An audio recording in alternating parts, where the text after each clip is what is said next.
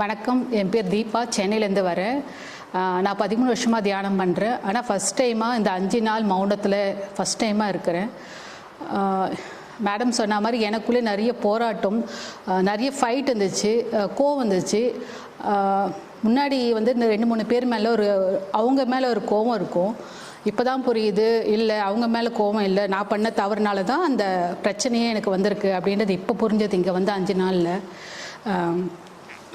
அதுக்கப்புறம் நான் இங்கே வந்து சர்வீஸ் பண்ணுறேன். சர்வீஸ் மீன்ஸ் சார்கிட்ட தான் நான் ஒர்க் பண்ணுறேன் ஒரு 2 வருஷமாக. அதுலேருந்து என்னோடய லைஃப்பில் நிறைய சேஞ்சஸ், ரொம்ப அமைதியாக ரொம்ப சந்தோஷமாக மாறிடுச்சு.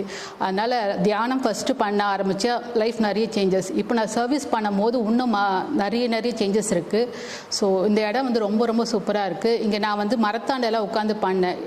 அது வந்து ரொம்ப ஒரு அமைதி. எடுத்தவனே, அதாவது இங்கே சேர்லலாம் உட்காந்தா கூட எனக்கு அடிக்கடி எழுந்துப்பேன், கையை காலை இது பண்ணுவேன். ஸோ அந்த மரத்துக்கு அடியில் உட்காந்து நான் பண்ணுறப்போ அவ்வளோ ஒரு அமைதி, அவ்வளோ ஆனந்தம். அதனால தான் போன வாட்டி அப்படி தான் உட்காந்தேன், இப்போவும் உட்காந்து நான் பண்ணேன். ஸோ இந்த இடம் வந்து ரொம்ப சூப்பராக இருக்குது. மலைலாம் ஏறினேன். ஃபஸ்ட் டைமாக மலை வந்து ஏறியிருக்கேன். பாதியில் ஏறிட்டு ஸ்டாப் ஆகிடுவேன் ஒரு சாரோட ஹெல்ப்புனால. ஸோ உச்சிக்கு போய் உட்காந்தவொடனே எனக்கு ரொம்ப ஒரு ஹாப்பினஸ்ஸாக இருந்துச்சு.